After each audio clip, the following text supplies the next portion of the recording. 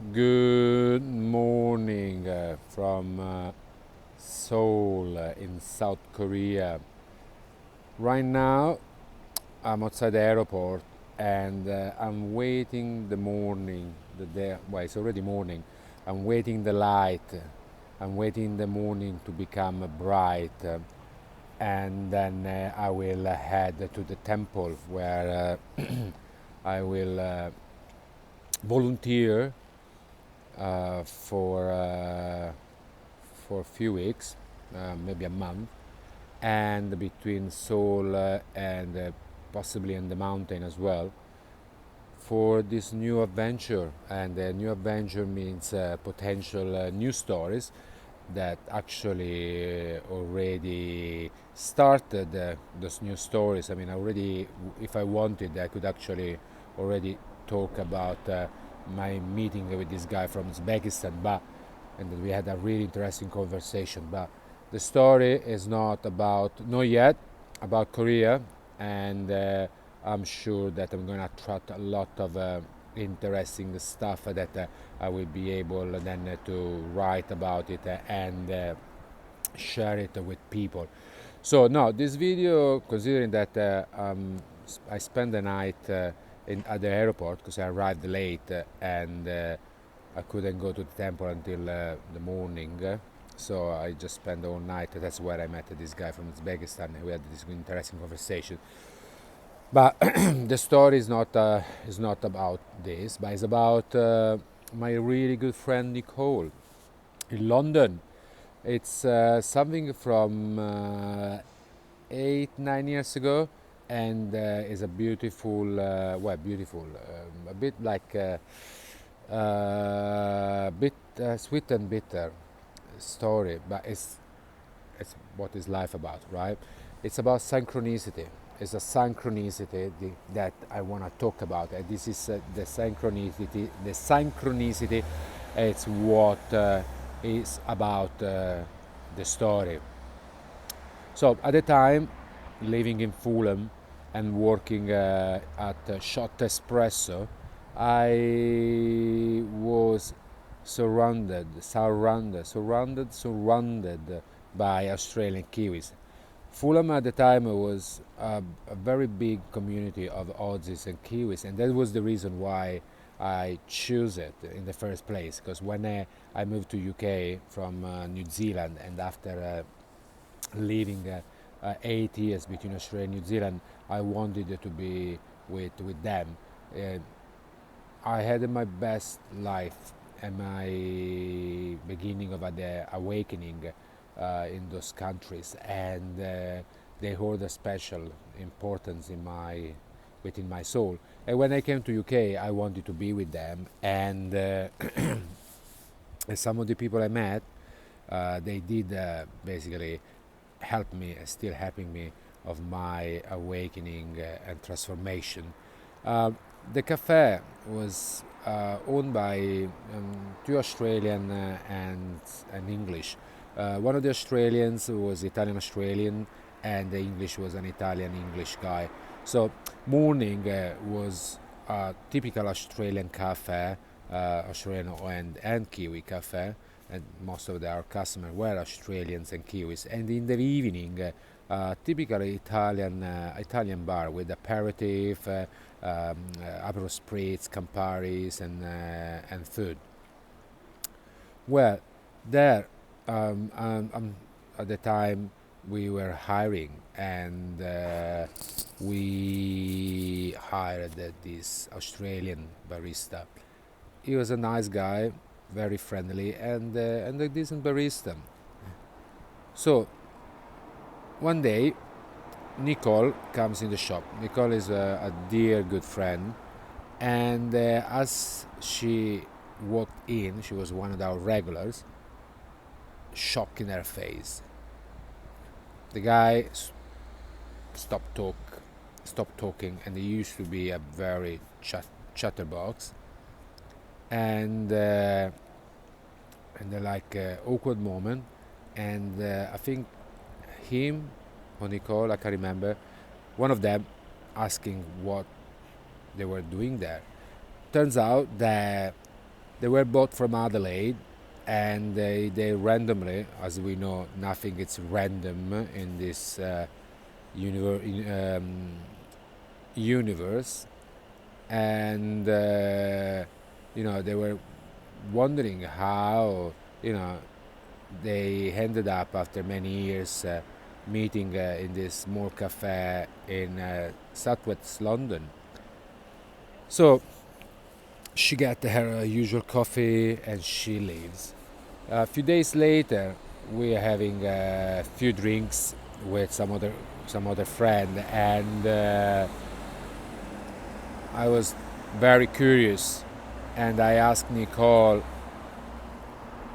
I did notice there was something strange when there was a bit awkward, like her reaction wasn't like kind of like a happy one, and she tells me the story. The story wasn't a happy one.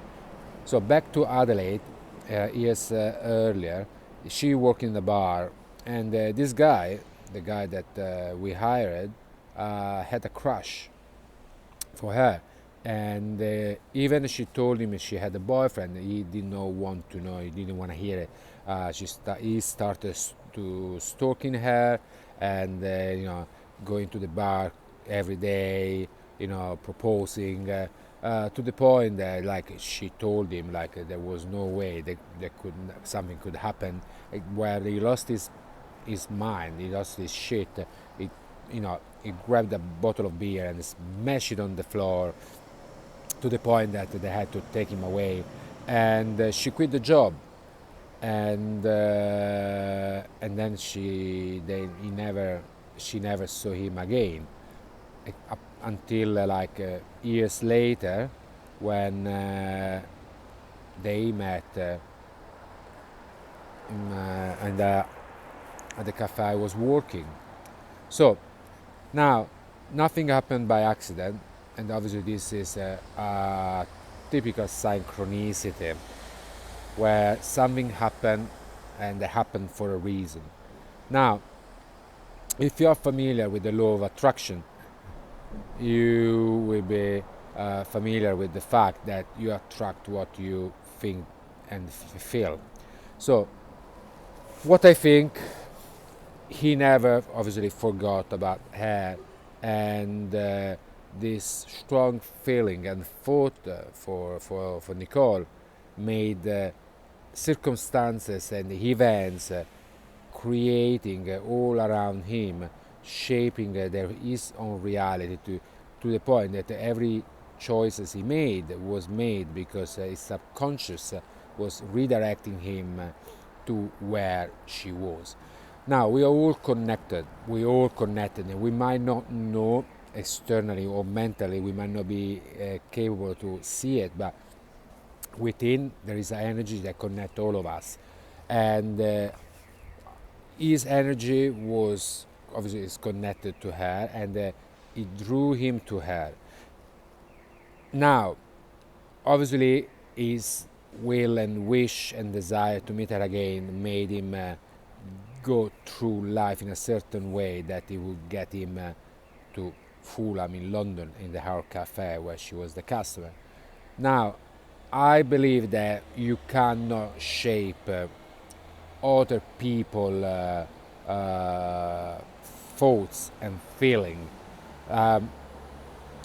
They still able to make their own decision. So that means that yes, you are able to go to this to reach this person eventually, but if she doesn't feel anything for you, nothing is going to happen. And that's why I think it's very important when we want to meet someone important in our life, we should not think about how she looks like. We have to think and feel we want to meet someone that has a purpose in our life. That someone that where that what like someone that their own existence will enhance and improve our own spiritual existence. What should look like? It's something that our society create. Our society uh, want us to focus on the external, want us to focus on the superficiality, the external, the beauty, want us to focus on sex. That I'm starting to realize that is one of the most powerful energy we have, and that we, if used just for sex, it's like we waste like our inner power. Now, we should not focus on that. We should focus, I want to be with someone that match my spirituality, that can improve me, someone that can walk this journey with me, that won't fill up a gap, a void, but will just add something more. We should not go and say, oh, I want that to be like this, like this, like this. Okay, that it's something that goes, it goes with trend. Like you might start, you might like someone because externally match what at the moment it's a symbol of beauty, and then when it's not anymore, you won't be with this person anymore.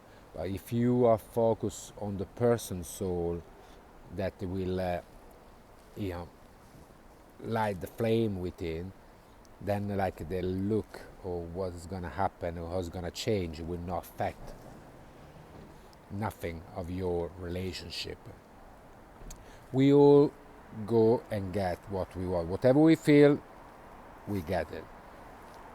You feel good, you feel bad, doesn't matter. Whatever you think and feel, you will eventually reach it and achieve it. So that's why it's so important that you keep your energy, your inner energy, always high. So society has been created in purpose to keep you low, to make you feel powerless, to make you waste your energy and power, in the form of pure and meaningless sex. Our What we need to focus is on of our feelings. We have to feel about our feelings. We have to find fulfillment and beauty and joy and a relationship first with us, within us, and with us, and then we can go out there and search for someone that will increase our energies, so that we can go there and then increase everybody else's energies. What happened to my friend with this guy obviously wasn't a coincidence, and because we are all connected, doesn't matter where we go, where we are, we can, like our soul knows where the other person is, and if you focus on that person, you will get there. But they have to be careful, because he's not what you need. If the person is gone, let it go. If the person is gone, let it go, and focus only focus of like in what right now, the person you became right now. Focus on what will serve you, what will be good for you to improve, and then how to use those new skills and gift to help and enhance and improve other people's life. The law of attraction, the law of energy, whatever you want to call it, is always on. You can't switch it off. You can't. You always attract what you feel. So make sure that you feel always good. And if you don't feel good, make sure to find a way to feel good as soon as possible. So I am heading soon to get the bus to get to Seoul city center, and then I go to the temple for this new adventure, and then I'm sure in the next few weeks there's gonna be more adventures and more stories and more and I'm sure it's gonna be important for my spiritual evolution, because that's what I've been asking and searching. That's what the universe or God, or how you call it, God, send it to me. It's sending to me everything I need to answer to my question, to improve and become a better spiritual being.